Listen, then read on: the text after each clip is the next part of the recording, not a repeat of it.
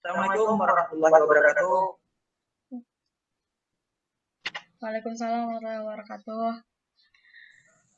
Alhamdulillah kita bisa bertemu kembali pada semester ini meskipun hanya secara virtual untuk membahas atau berdiskusi tentang pembelajaran matematika SD1 yang diampu oleh Bapak Muhammad Taufik. Dan di sini membahas tentang teori Rondek. Jadi kita di sini membahas apa-apa yang mungkin masih membingungkan atau yang masih tidak dapat kita cerna, kita cari jalan keluarnya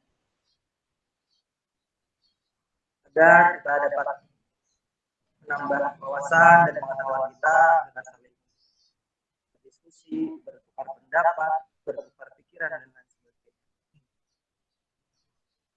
Jadi pertama-tama kita akan masuk ke materi teori Tom Mendek. Jadi silakan kepada salah satu peserta untuk dapat membacakannya agar yang lain bisa mendengar dan juga menyimak. Silakan yang bersedia untuk membaca. Saya izin membacakan, jadi langsung saja. Teori Thorndike disebut sebagai teori penyerapan, yaitu teori yang memandang peserta didik sebagai selebar kertas putih, penerima pengetahuan yang siap menerima pengetahuan secara pasif. A. Pengertian pembelajaran. Proses pembelajaran merupakan proses yang terdapat interaksi antara guru dan siswa yang bersifat timbal balik. Tujuan proses pembelajaran tersendiri adalah dibagi atas beberapa aspek, yaitu aspek kognitif atau kemampuan intelektual, yang kedua aspek efektif, perkembangan moral, dan aspek psikomotorik atau keterampilan. Komponen-komponen pembelajaran itu sendiri ada beberapa, yaitu yang pertama guru, siswa, materi ajar, metode pembelajaran, media pembelajaran, dan evaluasi pembelajaran. Nah, selebihnya saya serahkan kepada teman saya. Ingin melanjutkan, silakan. Teori belajar Thorndike. Teori Thorndike disebut juga teori penyerapan yang menghubungkan antara stimulus dan respon yang dikenal dengan teori koneksionis. Teori Thorndike dalam pembelajaran matematika. Teori Thorndike dikenal dengan istilah teori koneksionis yang merupakan hubungan antara stimulus dan respon. Teori ini dikemukakan oleh Edward Lee Thorndike, seorang ilmuwan behaviorisme panjang sejarah. Eksperimen ini menggunakan hewan-hewan, terutama kucing, untuk mengetahui fenomena belajar untuk memecahkan masalah. Selanjutnya dilanjut oleh Zara Sofia. Yang D. Konsep belajar teori Thorndike. Thorndike mengemukakan 3 hukum pokok, yaitu yang pertama hukum kesiapan, yang kedua hukum latihan, yang ketiga hukum akibat. Dan yang E, implikasi teori Thorndike dalam pembelajaran. Implikasi teori belajar Thorndike dalam proses pembelajaran baik digunakan untuk setiap jenjang pendidikan, mulai dari jenjang pendidikan awal hingga lanjut. Prinsip dalam teori belajar Thorndike adalah siswa mampu memecahkan masalah. Saya kembalikan kepada Ahmad Sauki. Ya, terima kasih kepada kawan-kawan sekalian yang berkenan membacakan materi tentang teori. Jadi kita akan membahas tentang bagaimana teori-teori ini yang nantinya akan dapat bermanfaat bagi kita dan juga pada kawan-kawan apakah mungkin ada pertanyaan lalu akan kita bahas bersama-sama pecahkan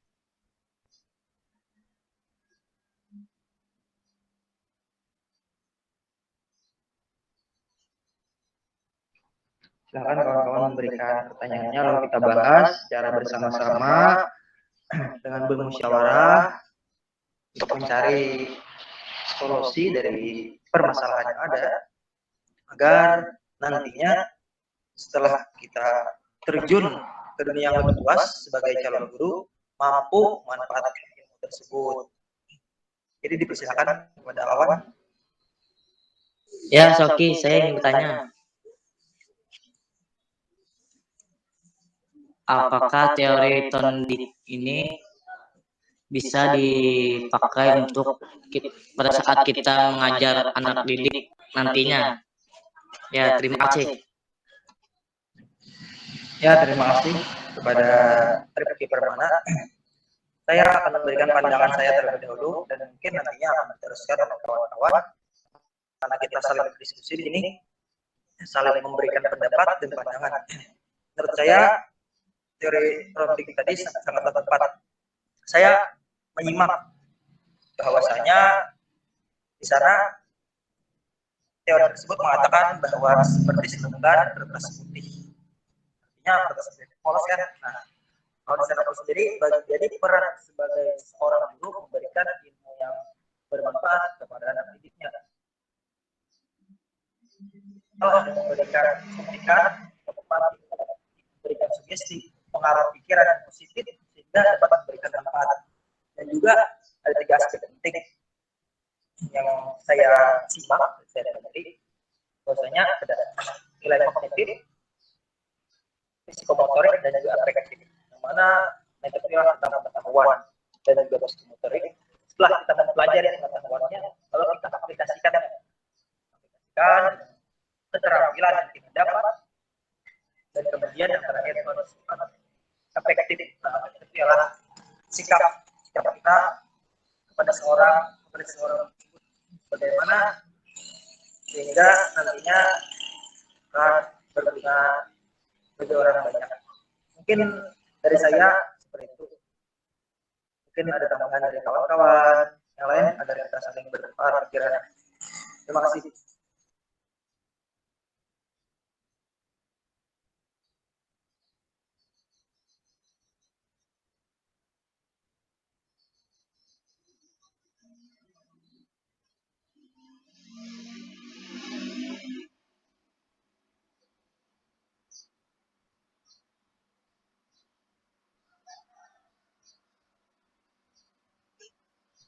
Silakan kawan-kawan untuk menanggapi pertanyaan dari Rifki tersebut. Dalam mana kita sama berbagi satu sama lain.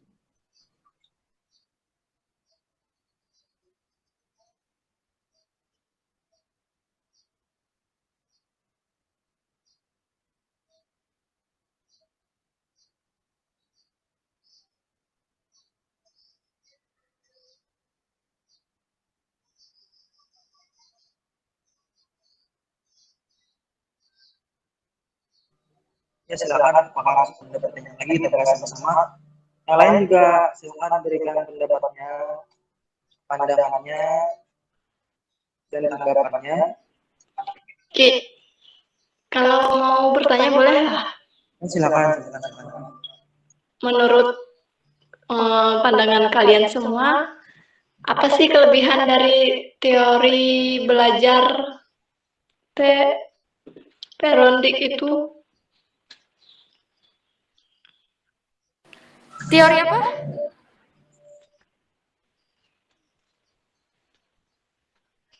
Thorndike.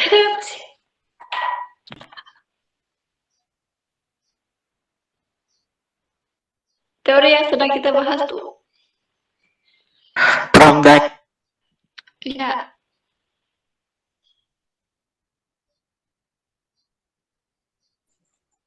Silakan kawan-kawan yang memberikan pendapatnya dan juga arahannya. Silakan. Apa tadi pertanyaannya? Menjawab dari pertanyaan yang kita bagus. Ku ketik yakin lah. Ya. Nah, iya ketik. Bebas jadikan ini dibahas sambil diskusi. Belum sudah wudhu.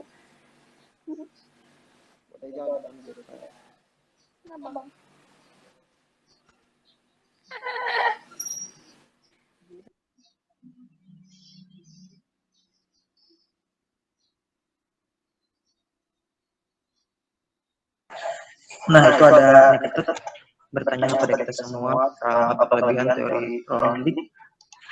Menurut pandangan kawan-kawan, apa sih kelebihan dari teori tersebut daripada teori-teori yang lain?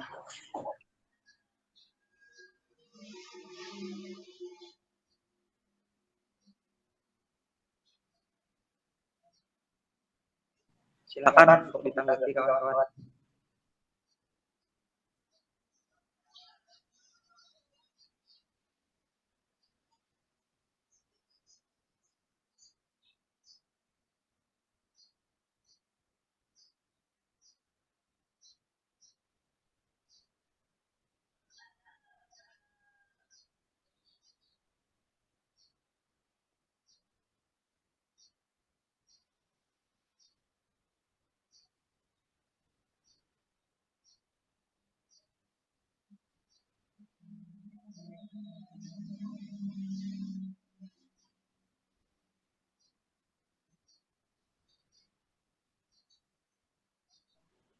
Ayo silakan tanggapi.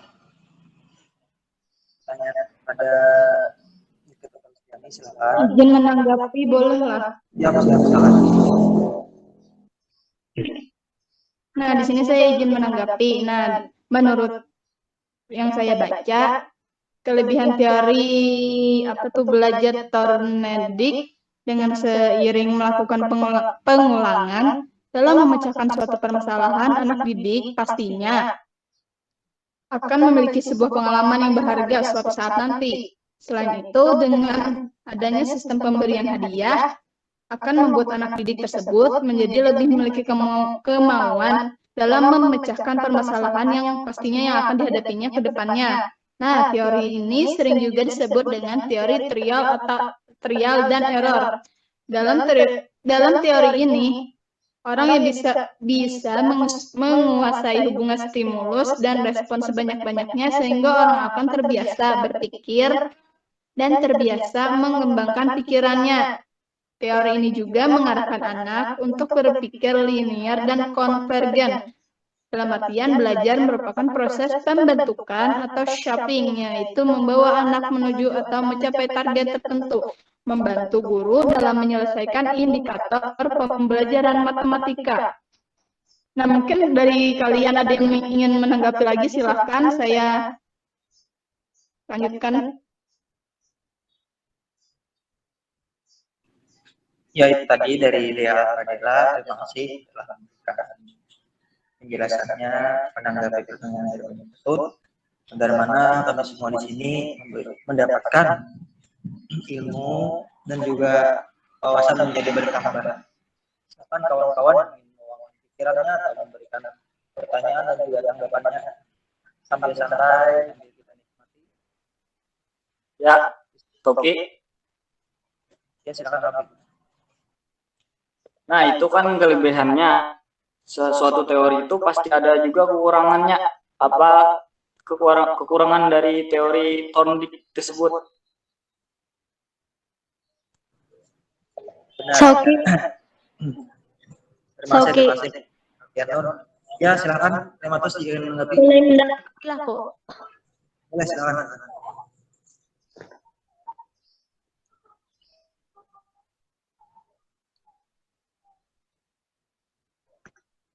Tadi kan si Alfian kan bertanya tentang kekurangan kekurangan Thorndike. Nah, kekurangan Sauki kedengaran lah suaraku. Ya, kedengaran.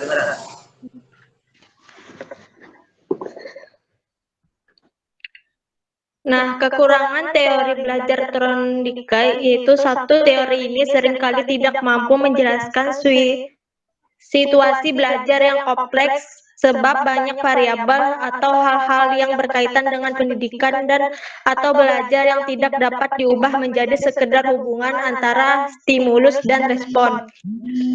Teori ini tidak mampu menjelaskan alasan-alasan yang mengacaukan hubungan antara stimulus dan respon ini dan tidak dapat menjawab hal-hal yang menyebabkan terjadinya penyimpangan antara stimulus yang diberikan dengan responnya, terlalu memandang manusia sebagai mekanismus dan otomatisme belaka disamakan dengan hewan.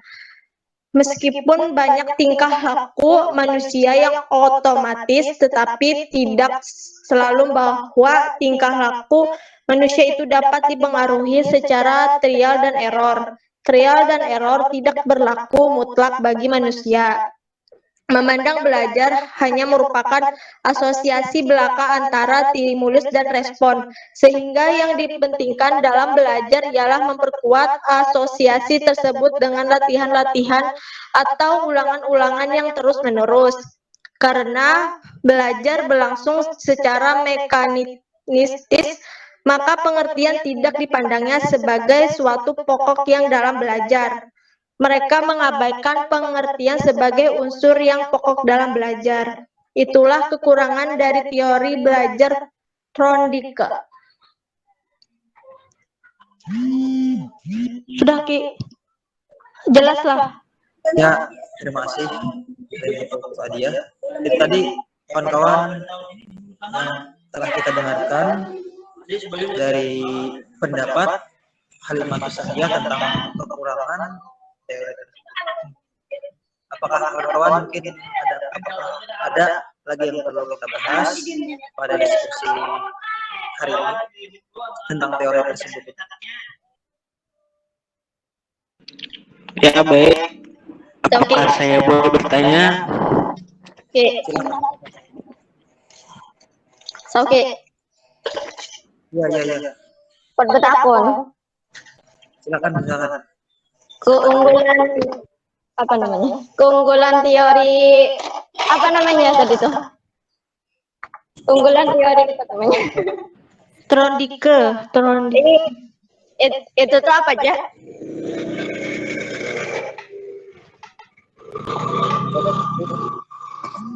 Tumibah, apakah ada yang menanggapi? Keunggulannya tadi sudah dibacakan sama tadi. Tadi ada sudah menanggapi salah satu tadi. Dea kalau ada salah ini. Di sini dijelaskan Tumibah bahwasanya keunggulan dari teori tersebut mencoba dan terus mencoba. Kan ada peribahasa yang menyatakan pintar kaji karena diulang lah peribahasa tersebut. Nah, artinya dengan kita mencoba, gagal coba lagi sampai artinya semesta berkata bahwa sudah saatnya kamu berhasil. Mungkin itu sih.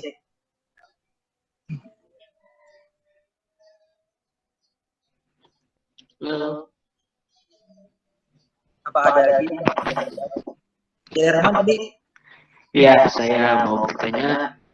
Assalamualaikum warahmatullahi wabarakatuh. Nama saya Ghazali Rahman. Di sini saya ingin bertanya kepada teman-teman, bagaimana atau gimana caranya mengimplementasikan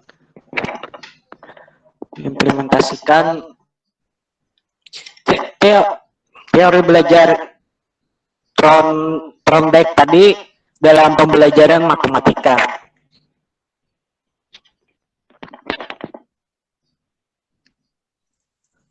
Saya boleh menanggapi. Oke, silakan. Misalkan kita dalam pembelajaran SD belajar matematika. Ya. Dalam pelajaran tersebut kita berikan soal kepada anak-anak. Kan tadi disebutkan teori ini kalau menang diberi hadiah. Nah, kita apresiasi dengan misalnya siapa yang benar kita beri bintang di absennya. Jadi dia semangat kayak seperti itu. Yang lain bisa juga menambahkan.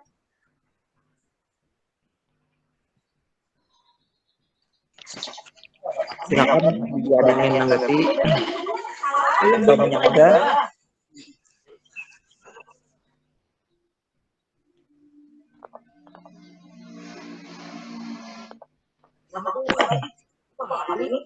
Terima kasih Rabiatul telah memberikan pandangannya tentang pertanyaan daripada Ghazali Rahman.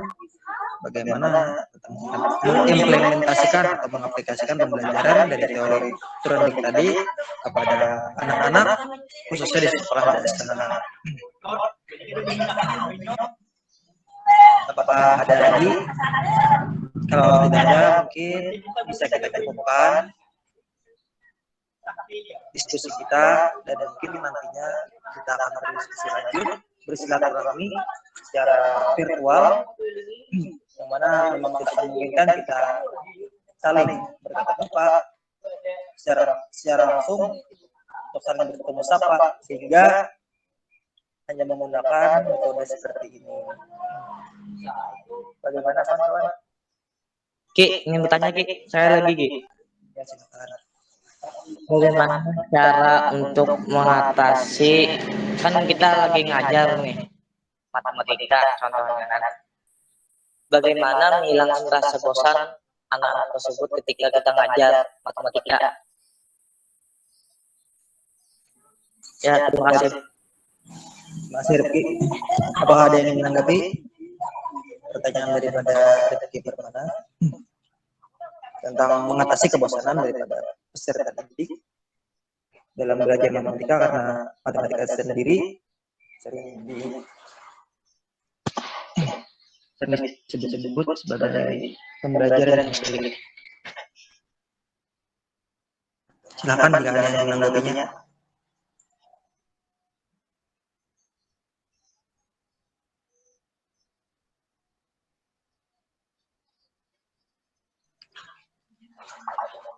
Kalau tidak ada, saya ingin menanggapi pertanyaan dari Rifki tentang pembelajaran matematika biar mana tidak membosankan. Menurut pandangan saya, dalam belajar matematika kita perlu namanya seorang anak psikis atau psikologi daripada pemikirannya belum terlalu berkembang.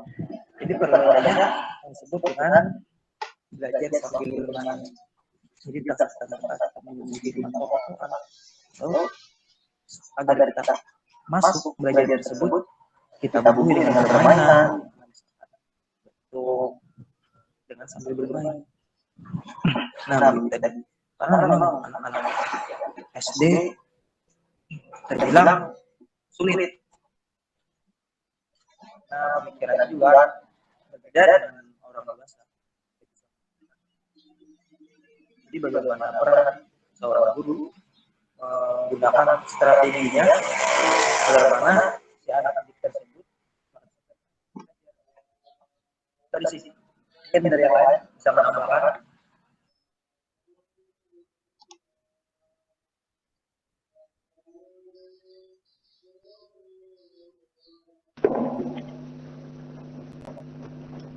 Ya mungkin tambahan saya biasanya ini pengalaman saya waktu di SD.